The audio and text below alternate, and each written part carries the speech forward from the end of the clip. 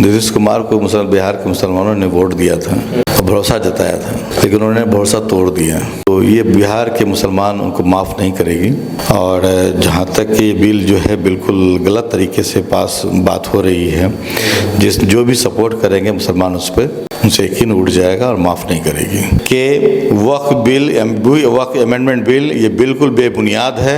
इसको जो है डार्क में रख करके ये बिल पास किया जा रहा है और इसकी हमारी कोई ज़रूरत नहीं है। कितना कुछ कर लीजिए, जब तक नहीं सरकार बनाएंगे थोड़ी ना कुछ बदलाव होने वाला है। सरकार अगर नहीं बनेगी, सरकार के दबाव डालेंगे, सरकार हम इतना बेबस कर देंगे कि हमारी बात को मानना होगा। नए चेहरे को लाना है, पुराने चेहरे को देख लिए, टेस्टेड को दोबारा टेस्ट नहीं करना है, नए चेहरे को लाएंगे जो काम करने वाला है, जो हिम्मत है, जो लीडरशिप की क्वालिटी है वो उनको लेके आएंगे। तो जनता तय कर चुकी है। कांग्रेस ने काम नहीं किया मुसलमानों के लिए। बाकी लोग पार्टी जो है आरजेडी ने लालटेन के तेल की तरह इस्तेमाल किया, लालटेन बुझ गई।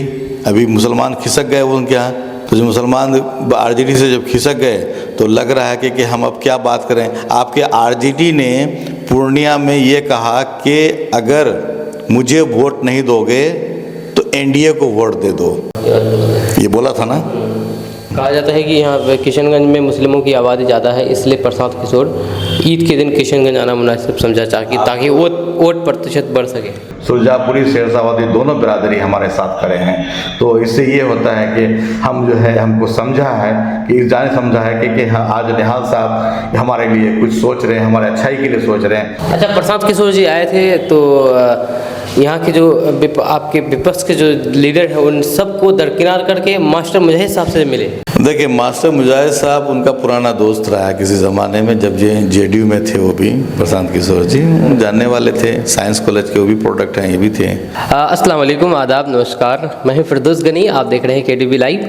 दोस्तों, आज हम आए हैं जनसुराज के प्रवक्ता और विधानसभा चुनाव के लिए कैंडिडेट, अभी फाइनल नहीं हुआ है लेकिन संभावित कैंडिडेट निहाल अख्तर साहब के पास, जो कि आज हम इनसे विभिन्न मुद्दों पर चर्चा करने वाले हैं। इनकी राजनीतिक जीवन के बारे में बात करने वाले हैं और अभी जो वक्फ संशोधन विधेयक जो पेश किया गया है लोकसभा में उनके बारे में भी चर्चा करने वाले हैं और विधानसभा चुनाव के बारे में, क्योंकि आपको पता ही है कि बिहार विधानसभा चुनाव बहुत नज़दीक है और विधानसभा चुनाव को लेकर के सभी पार्टियाँ लगातार तैयारी कर रहे हैं।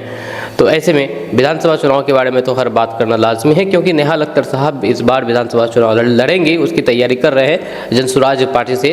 और लगभग ये तय माना जा रहा है कि टिकट इन्हीं को मिलेगी। जी, अभी फाइनल नहीं हुआ है लेकिन उम्मीद है, संभावित है कि इनको टिकट मिलेगी और ये किशनगंज विधानसभा सीट से फाइट करेंगे।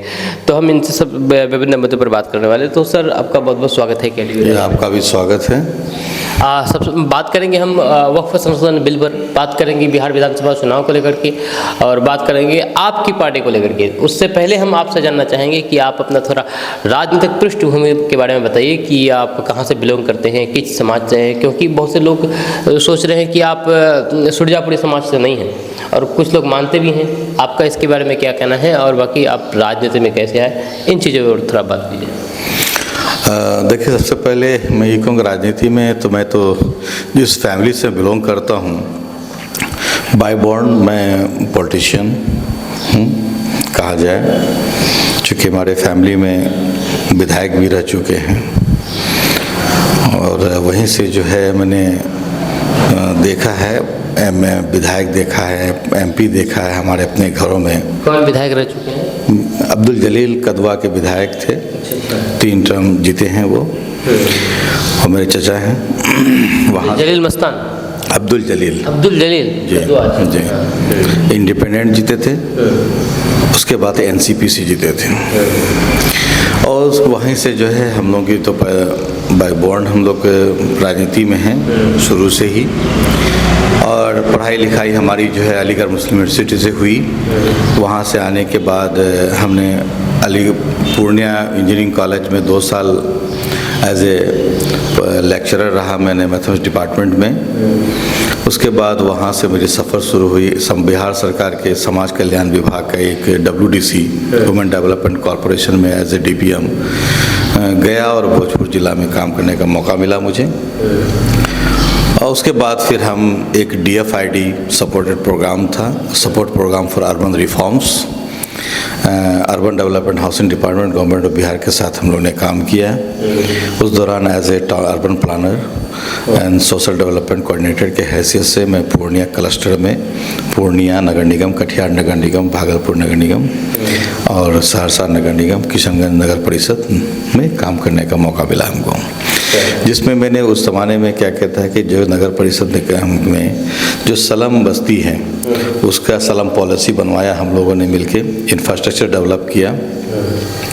स्लम पॉलिसी जो इंफ्रास्ट्रक्चर के साथ साथ हमने उसको डेवलपमेंट भी किया, उसकी प्लानिंग की, माइक्रो प्लानिंग किया।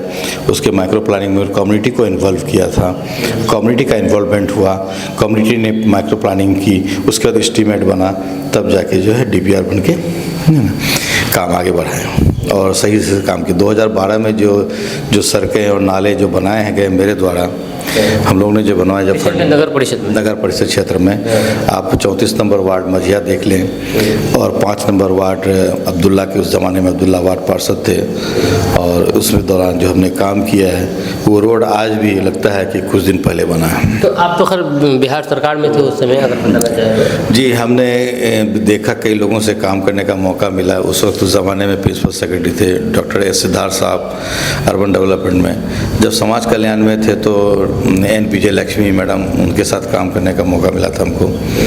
बाकी सफ़र करते करते यहाँ तक पहुँचे हैं। तो अब समाज के हर तबके के साथ काम कर रहे हैं, चूँकि हमने एजुकेशन पे सबसे ज़्यादा फोकस किया है, एजुकेशन पे। यहाँ पे मैं किशनगंज 2005 से हूँ, कंटिन्यू समाज के लिए काम कर रहे हैं और लोगों से मिलना जुलना, लोगों से की परेशानी में शामिल होना, उनको निपटारा करना, उनकी परेशानी को जो है रिजॉल्व करना, ये हमारा प्राथमिकता रहा हमेशा। किसी भी परिस्थिति में किसी परेशानी को देखते थे तो हम सीधे सामने आते थे, उनकी परेशानी को दूर करने की कोशिश करते थे और करते आ रहे हैं। लोगों का प्यार हमें मिला है इसलिए कि हम समाज के बीच में हमेशा रहे, लोगों से मिले जुले, उठना बैठना हमेशा रहा और ये सफ़र काफ़ी लंबा सफ़र रह चुके। इस दौरान जो देखने लगे कि इस क्षेत्र में ना शिक्षा का भी काम हुआ है, न स्वास्थ्य का काम हुआ है, न रोजगार का काम हुआ है, न महिलाओं के जो इतनी केसेस हो रहे हैं, देख रहे हैं कोर्ट में, देख रहे हैं कि यानी कि जो नहीं होना वो केस हो रहा है। तो इस चीज़ को देखते हैं तो हम लोगों को लगा कि नहीं, हम लोगों को समाज के लिए कुछ काम करना चाहिए। तो शिक्षा पर काम करना चाहिए, बेरोजगारों पर काम। पलायन बहुत सबसे ज़्यादा यहाँ इस इलाके से है। यहाँ पे लगता है कि मज़दूरों का हब बना हुआ है, बाहर से लोग आते हैं, एजेंट के थ्रू यहाँ पे मज़दूरों को लेके चले जाते हैं। तो ये चीज़ देख रहे थे, बस ये सब देखते थे।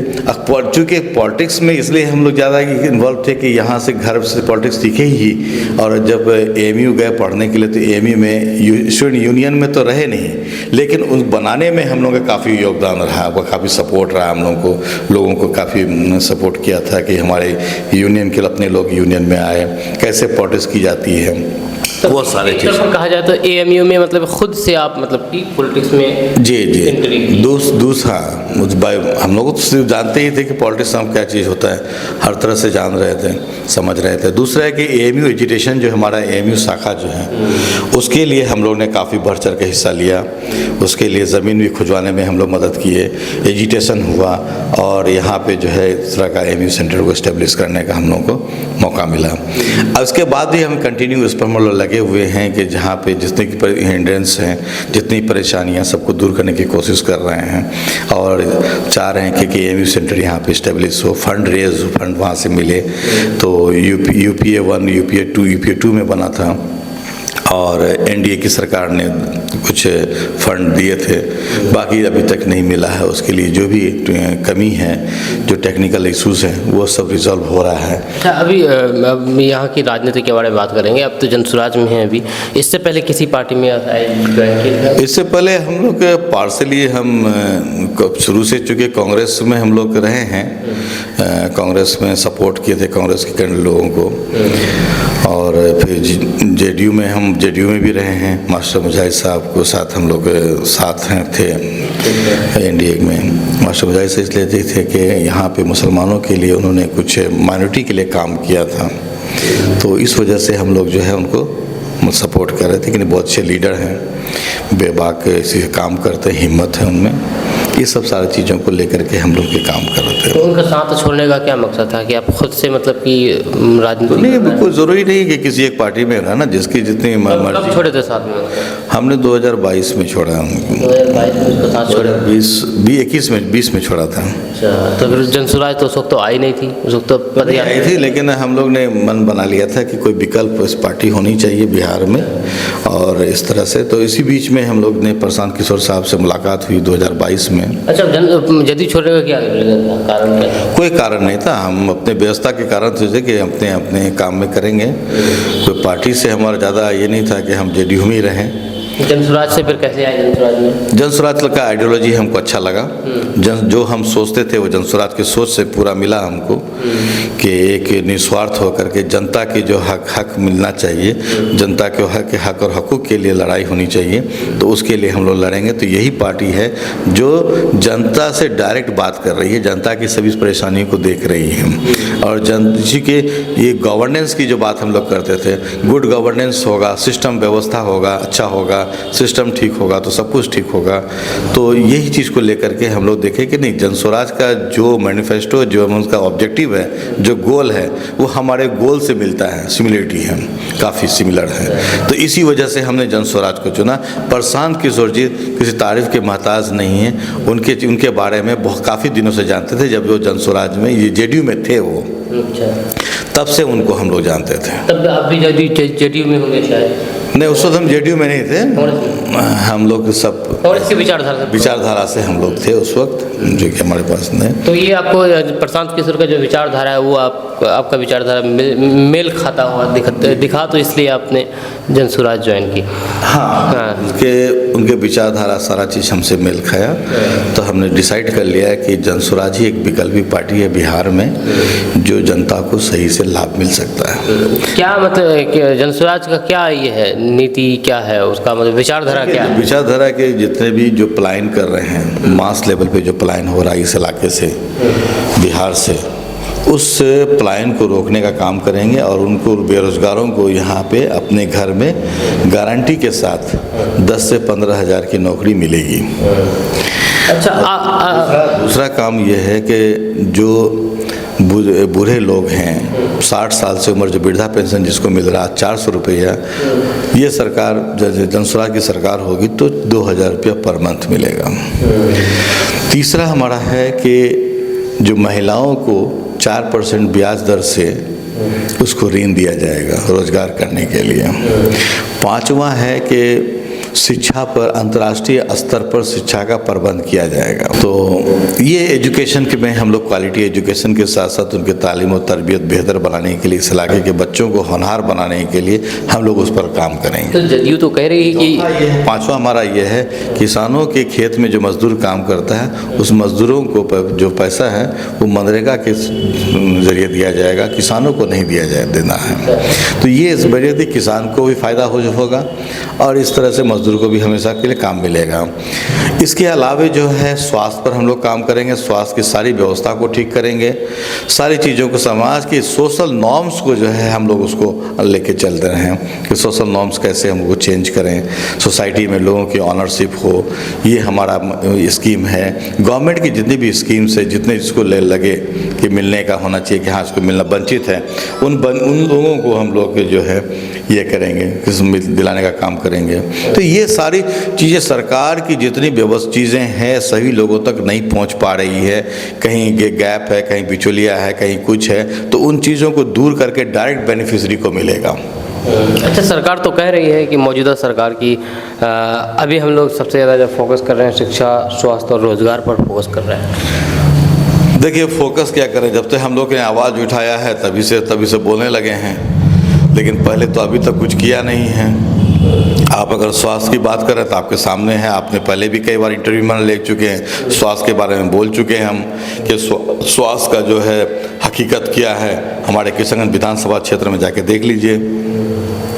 अच्छा, शिक्षा का व्यवस्था देख लीजिए, शिक्षा पर क्या व्यवस्था है, वो चीज़ देख रहे हैं आप। तो सारे निज़ाम को चलाने के लिए एक जो सिस्टम होना चाहिए, निज़ाम को चलाने के लिए सही एक आदमी की ज़रूरत होनी चाहिए, सही पार्टी की ज़रूरत है, सही सोच की ज़रूरत है। इसलिए जन स्वराज है कि सही लोग, सही सोच और सामूहिक प्रयास, ये तीनों चीज़ का सामंजस्य जब तक नहीं होता, जब तक कोऑर्डिनेशन नहीं होगा, तीनों की मेल आपस में नहीं होगा, तब तक जो है हम एक उम्मीद नहीं कर सकते कि हमारा क्षेत्र का विकास होगा। कब होगा ये तीनों का मेल, कब होगा? ये हमारी पार्टी जनस्वराज कर रही है, जनस्वराज की होगी, सरकार बनाएगी तब। बिल्कुल। तो यहाँ पे सही लोग भी आ रहे हैं, सही सोच वाले लोग आ रहे हैं, होमोजेनिटी इसमें है, और तीसरा के सामूहिक प्रयास, सभी का जो कलेक्टिव एक्शन है उससे हम लोग काम कर रहे हैं। इतना कुछ कर लीजिए, जब तक नहीं सरकार बनाएंगे थोड़ी ना कुछ बदलाव होने वाला है। सरकार अगर नहीं बनेगी, सरकार के दबाव डालेंगे, सरकार हम इतना बेबस कर देंगे कि हमारी बात को मानना होगा। उसके लिए भी आपके पास कुछ पावर चाहिए, कुछ नंबर चाहिए। तो नंबर्स तो मिलेंगे। हम जन स्वराज 243 सीट पे लड़ेगी। जन स्वराज का कहना है कि जिसकी जितनी आबादी है उसकी उतनी हिस्सेदारी मिलेगी। तो यहाँ पे हर बिरादरी के, हर जात के लोग उसमें आएंगे अपनी हिस्सेदारी के हिसाब से। उसके लिए नंबर चाहिए, नंबर। तो नंबर तो हम ले रहे हैं, 243 सीट आएगा हमारा। जीत जाएंगे 243? बिल्कुल जीतेंगे हम। कोशिश मेरी पूरी है, हर जगह से ये लोगों के दिमाग में है कि बदलाव लाना चाह रहा है। अभी आपको मैंने कहा ना कि अभी हमारे क्षेत्र में लोगों ने खुद से मीटिंग करके लोगों ने कहा कि इस बार हम लोगों को नेता बदलना है, लीडर बदलना है, दूसरा पार्टी बदलना है, नए चेहरे को लाना है, पुराने चेहरे को देख लिए, टेस्टेड को दोबारा टेस्ट नहीं करना है, नए चेहरे को लाएंगे जो काम करने वाला है, जो हिम्मत है, जिसको जो लीडरशिप की क्वालिटी है वो उनको लेके आएंगे। तो वो जनता तय कर चुकी है। अच्छा, आपकी प्राथमिकता क्या रहेगी निहाल सर विधानसभा चुनाव को लेकर? हमारी पहली प्राथमिकता रहेगी शिक्षा का काम रहेगा, बेरोजगारों को रोजगार देना हमारा काम रहेगा, और जो महिलाओं को रोजगार के लिए जो है ऋण दिलाना मेरा काम रहेगा, मजदूरों के लिए काम रहेगा, और स्वास्थ्य के लिए काम रहेगा। ये सारी चीज़ें, 5 चीज़ें जो जन स्वराज का जो मेन मोटो है, उस मोटो को हम लोग इम्प्लीमेंट करेंगे उसको। अच्छा, हम ये जानना चाहेंगे आपसे कि अभी वक्फ संशोधन बिल लोकसभा में पेश किया गया बीजेपी के द्वारा, और एनडीए के द्वारा अगर कहा जाए तो उसमें एनडीए में शामिल टीडीपी भी है और नीतीश कुमार भी है, और सब लोग ये उम्मीद लगाए बैठे थे कि नीतीश कुमार और टीडीपी ये दोनों इनकी मुखालिफत करेंगे, जिसकी वजह से ये बिल लोकसभा से पास नहीं होगा, लेकिन इन दोनों ने इसका सपोर्ट किया है। क्या कहना चाहेंगे आप? नीतीश कुमार भूल गए अपने मैंडेट को। नीतीश कुमार को बिहार के मुसलमानों ने वोट दिया था और भरोसा जताया था, लेकिन उन्होंने भरोसा तोड़ दिया। तो ये बिहार के मुसलमान उनको माफ़ नहीं करेगी, और जहाँ तक ये बिल जो है बिल्कुल गलत तरीके से पास बात हो रही है, जो भी सपोर्ट करेंगे मुसलमान उस पर उनसे यकीन उठ जाएगा और माफ़ नहीं करेगी। माफ़ नहीं करेगी? नहीं, बिल्कुल नहीं करेगी। इसके खिलाफ जन स्वराज शुरू से स्टैंड है, वक्फ बिल के खिलाफ, और हम लोग स्टैंड बार बार बोल रहे हैं, आज भी खड़े हैं इसी बात को लेकर के कि वक्फ अमेंडमेंट बिल ये बिल्कुल बेबुनियाद है। इसको जो है डार्क में रख करके ये बिल पास किया जा रहा है, और इसकी हमारी कोई ज़रूरत नहीं है। जन स्वराज के खिलाफ है, इस बिल के खिलाफ है? बिल्कुल, पूरी तरीके से खिलाफ है। बिल्कुल जन स्वराज पूरी तरह से खिलाफ है। आप इससे पहले जन स्वराज में प्रशांत किशोर जी कई बार बोल चुके हैं, हमारे सारे नेता बोल चुके हैं, इसके खिलाफ हम लोग खड़े हैं। 26 मार्च पटना के गर्दनी बाग में वहाँ पे सारे जमात के जो लोग, इंस्टीट्यूशन के लोग आए थे, तो वहाँ भी प्रशांत किशोर जी गए थे, अपने सारे वहाँ भी अपनी हिस्सेदारी दिखाए कि हम आपके साथ खड़े हैं, सारे उलमाओं के साथ खड़े हैं, सारे तंजीमों के साथ खड़े हैं, सारे ऑर्गेनाइजेशन के साथ खड़े हैं, मुसलमान के साथ खड़े हैं। उसके बाद उनका दौरा किशनगंज भी हुआ, कई जगह का दौरा किए, और उनको लगा कि वहाँ के जो मुसलमानों ने उनको जो इज़्ज़त दी, जो उनको वेलकम किया, खुशामदीद किया, उनको एहसास हुआ कि यहाँ के मुसलमान उनके साथ हैं, और यकीन करते हैं, और हमेशा जितने भी यहाँ के बिहार के मुसलमान हैं उन पर भरोसा किए हैं, और आगे करेंगे। इनको हम लोग जो है सरकार बनाएंगे इनको। वही जो जेडीयू है या फिर बीजेपी के लोग हैं, ये कह रहे हैं कि जो विपक्ष है ये तुष्टीकरण की राजनीति करते हैं, मुस्लिम वोट बैंक को अपने पाले में करने के लिए। देखिए, मुस्लिम वोट अपने पाले में करने, मुस्लिम तो आप देख ही रहे हैं कि मुस्लिम किधर जाएंगे। कांग्रेस ने काम नहीं किया मुसलमानों के लिए। बाकी लोग पार्टी जो है आरजेडी ने लालटेन के तेल की तरह इस्तेमाल किया, लालटेन बुझ गई। अभी मुसलमान खिसक गए वो उनके यहाँ, तो जो मुसलमान आरजेडी से जब खिसक गए तो लग रहा है कि हम अब क्या बात करें। आपके आरजेडी ने पूर्णिया में ये कहा कि अगर मुझे वोट नहीं दोगे तो एनडीए को वोट दे दो। ये बोला था ना, मुझे वोट नहीं दोगे तो एनडीए को वोट देना, लेकिन किसी और को मत देना। तो आप एक बार मुसलमान की सहानुभूति भी लेना चाह रहे हैं, मुसलमान के हितैषी भी बनना चाह रहे हैं, हम मुसलमान के साथ खड़े भी होना चाहते हैं, और दूसरी तरफ जो है मुसलमानों को जो है तोड़ने की बात कर रहे हैं। तो पहला काम तो आप कर रहे हैं, ये तो आरजेडी का काम है। अच्छा, प्रसाद किशोर जी आए हुए थे ईद के दिन किशनगंज, और आप मतलब कि उसके सबसे करीबी थे देखा गया, तो क्या मतलब कि क्या चर्चाएं हुई, किस लिए आए थे? प्रशांत किशोर जी हम लोग के साथ ईद मनाने आए थे। पूरे बिहार को छोड़ करके किशनगंज को ही क्यों चुना है? हम लोग ने दावत दिया था, पहले से दावत दिए थे कि हमारे साथ ईद मनाइए, हमारी दावत को कबूल किए, आए थे। क्या बातें हुई यहाँ पर? उनका कोई सियासी दौरा नहीं था, हमारा ईद मिलन था। ईद के मौके पर आए थे, हम सबसे मिले और मोहब्बत का पैगाम लेके गए यहाँ से। हम कहा जाता है कि यहाँ किशनगंज में मुस्लिमों की आबादी ज़्यादा है, इसलिए प्रसाद किशोर ईद के दिन किशनगंज आना मुनासिब समझा ताकि वोट प्रतिशत बढ़ सके। देखिए, मुसलमान को अभी एहसास हो गया है कि हमारा विकल्प जनस्वराज ही है। सभी पार्टियों ने इनके साथ छल किया है, कांग्रेस ने भी किया है, आरजेडी ने किया, एमआईएम ने किया, कोई पार्टी बचा कहाँ? एमआईएम कैसे किया है? एमआईएम कब देख ली, पिछला इलेक्शन में क्या हुआ, एमआईएम से जीता, भाग भाग के चला गया, कोई काम किया है? वो भी तो बात तो है। गलती तो कैंडिडेट की है ना जो जीते। हम कैंडिडेट को मैंडेट कौन दिया था? पब्लिक दी थी। तो फिर ऐसे कैंडिडेट को क्यों जिताए थे? तो ये पार्टी की गलती कहाँ हो, कैंडिडेट की गलती हुई ना? जो कैंडिडेट की खुद की गलती नहीं होती, कैंडिडेट ऐसे नहीं होता है। पार्टी ने कहीं ना कहीं कैंडिडेट ने धोखा दिया पब्लिक को। तो इसका मतलब कि पार्टी उसको संभाल नहीं पाया। हाँ, पार्टी संभाल नहीं पाया, कहीं ना कहीं तो कैंडिडेट ने धोखा दिया। किसको दिया धोखा? पब्लिक को दिया। पब्लिक जिस भरोसे से, जिस उम्मीद से कैंडिडेट को वोट दिया था, वो तो बेकार हो गया। वो पब्लिक खुद कह रही है कि हमने जिस उम्मीद से दिया था, जिसको हम लीडर बना के भेजे थे, वो मेरे लिए काम ही नहीं किया, तो अपने कुर्सी के लिए काम किया, अपने पैसे, अपने मुफाद के लिए काम किया। अच्छा, प्रसाद किशोर जी आए थे तो यहाँ के जो आपके विपक्ष के जो लीडर हैं उन सबको दरकिनार करके मास्टर मुजाहिद साहब से मिले। देखिए, मास्टर मुजाहिद साहब उनका पुराना दोस्त रहा है किसी ज़माने में, जब जेडीयू में थे वो भी। प्रशांत किशोर जी जानने वाले थे, साइंस कॉलेज के वो भी प्रोडक्ट हैं, ये भी थे। कहीं ना कहीं उनका जो है दोस्त रहा है, इसी नाते उनसे मिलने गए थे। लेकिन यहाँ पर लोग तो तरह तरह के राजनीतिक कयास लगा रहे हैं कि ये राजनीतिक कयास नहीं, राजनीतिक कयास लगा रहे हैं, बेबुनियाद है ये। उनका मिलना एक अपना था, अपना सोच था उनका कि मैं आया हूँ तो जब मास्टर मुजाहिद साहब से मिलूँगा। तो दो राजनीतिक मतलब कि व्यक्ति अगर एक जगह मिले और राजनीति पर बात ना हो, ऐसा हो सकता है? आगे क्या होगा कहना मुश्किल है, मैं नहीं कह सकता हूँ। राजनीति है, आपने सही कहा, क्या हो सकता है मैं नहीं कह सकता हूँ अभी। क्या बात हुई ये भी नहीं बता सकता हूँ मैं। और पल एक सेकंड में जो है बहुत कुछ चेंज होता है, सेकंड में चेंज होता है। तो ये आगे की बात है, मैं हमारे बियॉन्ड है ये बात। अच्छा, तो किशनगंज विधानसभा सीट से आप चुनाव लड़ेंगे, प्रशांत किशोर जी भी आए और आपसे भी मुलाकात हुई उनकी, आपका कुछ पर्सनल बात हुई? पर्सनल कोई बात नहीं, हमसे बस ऐसी बात होती रही कि भाई क्या कैसा चल रहा है, क्या काम हो रहा है, किस तरह से कर रहे हैं, क्या रणनीति बताएं, क्या यहाँ पे वोट बैंक किस तरह का है, कितने लोग। तो इस हिसाब से हम बात कर रहे थे। लग रहा था कि हम जो है यहाँ के बारे में जो डेटाबेस है उसकी बात हो रही थी।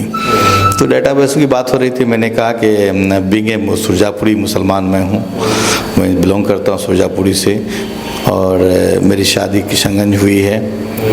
मेरी जो वाइफ है वो राष्ट्रपति अवार्डेड है, कई अवार्ड ले चुकी हैं और समाज सेवी हैं, पेशे से वकील भी हैं, महिलाओं के लिए काम करती हैं, बच्चों के लिए काम करती हैं, प्रोटेक्शन के लिए काम करती हैं, महिलाओं के उत्पीड़न पर काम करती हैं कि उसको जो उत्थान के लिए काम करती हैं, उनकी राइट्स पर काम करती हैं, डोमेस्टिक वायलेंस पर काम करती है, जेंडर डिस्क्रिमिनेशन पर काम करती है, वायलेशन पर काम करती हैं। तो बहुत सारे चीज़ें कि ये वो बहुत काफ़ी दिनों से काम करे, समाज सेवी है। गवर्नमेंट ऑफ इंडिया में भी काम रह चुके हैं, नेहरू विभाग के अंदर में 2 साल प्रोजेक्ट ऑफिसर रह चुकी हैं। तो वो उनका एक प्लेटफॉर्म है, वो अपना काम कर रही हैं। मेरा काम है कि मैं उससे हट करके अलग काम मैं करता हूँ, लोगों के बीच में आना जाना, रहना सहना, उठना बैठना, तो ये सब हमारा जो है काम है। मैं समाज के लिए काम करता हूँ, समाज के सभी वर्गों को लेकर के चलता हूँ। आज समाज में जो हिंदू समाज है हमारे साथ खड़े हैं। अच्छा, अंतिम में क्या आप संदेश देना चाहेंगे यहाँ की विधानसभा क्षेत्र के लोगों को? विधानसभा क्षेत्रों को ये संदेश देना चाहते हैं कि जिस तरह से हमें विधानसभा क्षेत्र के लोगों ने प्यार दिया है, लोगों से मिल रहे हैं, तो लोग सपोर्ट कर रहे हैं, तो उसी जिस उम्मीद से हमको विधानसभा क्षेत्र के लोग हमको सपोर्ट कर रहे हैं, उससे ज़्यादा उम्मीद से ज़्यादा हम काम करके दिखाएंगे। बेरोजगारों के लिए रोज़गार की बात करेंगे, शिक्षा की बात करेंगे, स्वास्थ्य की बात करेंगे, बूढ़े लोगों को पेंशन की बात करेंगे, महिलाओं को ऋण की बात करेंगे, किसानों के खेत में मजदूरों की बात करेंगे। तो सारी हॉलिस्टिक अप्रोच को लेकर के, सारी योजनाओं को लेकर के हम काम करेंगे। निहाल भाई, आप सुरजापुरी हैं, लेकिन सबसे बड़ा सवाल यह है कि आपसे सुरजापुरी के लिए आप कितना सोचते हैं? देखिए, मैं सुरजापुरी हूँ, सुरजापुरी का दर्द को मैं समझता हूँ। हमारे सुरजापुरी जो स्टेटस है बहुत ही नीचे है, तालीम एतबार से, सियासी एतबार से, मासी एतबार से, तीनों एतबार से जो है बहुत पीछे है। इसमें तभी जो आगे बढ़ने का मौका लोगों को मिलेगा जब तक कि वो तालीम नहीं होगा। तालीम के बिना हम लोग कुछ उम्मीद नहीं कर सकते हैं कि हम अपने आप को आगे बढ़ पाएँ। तो बीइंग ए सुरजापुरी मुसलमान जिसको दर्द है, हम उसको रिजर्वेशन की बात करते हैं, सुरजापुरी को रिजर्वेशन मिलना चाहिए, और सुरजापुरी रिजर्वेशन मिलेगा तो शायद हम लोग जो है अच्छे अच्छे पौधे पर जा सकते हैं। उसके लिए हमारी लड़ाई संघर्ष है, वो रहेगा। बात दूसरा है प्रोटेक्शन की बात। मैं सुरजापुरी शेरशाहवादी जो यहाँ पे हैं, दोनों के लिए हम एक साथ खड़े हैं, दोनों की सुरक्षा के लिए, दोनों के प्रोटेक्शन के लिए हम अपने आप को वहाँ पे झोंक चुके हैं, मेहनत कर रहे हैं कि दोनों समुदाय हमारा जो है ये भाई भाई की तरह हमेशा बरकरार रहे, यूनाइट बन के रहे, यूनाइट रहे हो, और हमेशा मिलजुल के हम लोग काम करें। आज भी कल हमने एक प्रोग्राम में गया था, शेरशाहवादी के इलाके में थे, वहाँ वॉलीबॉल का मैच हो रहा था, वहाँ के लोगों ने हमको जो प्यार मिला दिया है वो पे हम भूल नहीं सकते हैं। वाकई यहाँ ये जो है लोगों का मिलना जुलना, हमें जो प्यार मिल रहा है, इस प्यार को लेकर के हम ये चाहते हैं कि जितना कोशिश हो सकेगा हमसे, जितना मदद हो सकेगा हमसे, हम इन लोगों के लिए काम करेंगे, अपने कौम के लिए काम। सुरजापुरी लोग आपको सपोर्ट करते हैं? सुरजापुरी बिल्कुल, सुरजापुरी शेरशाहवादी दोनों बिरादरी हमारे साथ खड़े हैं। तो इससे ये होता है कि हम जो है, हमको समझा है कि जाने समझा है कि आज निहाल साहब हमारे लिए कुछ सोच रहे हैं, हमारे अच्छाई के लिए सोच रहे हैं, हमारे लिए काम आते हैं, हमारे लिए मदद के लिए तैयार हैं। पहला सुरक्षा हमारा काम है। ठीक, बहुत बहुत शुक्रिया आपका। ये थे निहाल अख्तर अलीग साहब, जो कि जनसुराज पार्टी से ताल्लुक़ रखते हैं और प्रवक्ता भी हैं, और इस बार किशनगंज विधानसभा से चुनाव भी लड़ने वाले हैं, उसकी तैयारी कर रहे हैं। आपका इसके बारे में क्या कहना है? हम दोनों के बीच भी जो भी बातें हुई है आप नीचे कमेंट बॉक्स में कमेंट करके जरूर बताइएगा। मिलते हैं नेक्स्ट वीडियो के साथ। जय हिंद, जय भारत।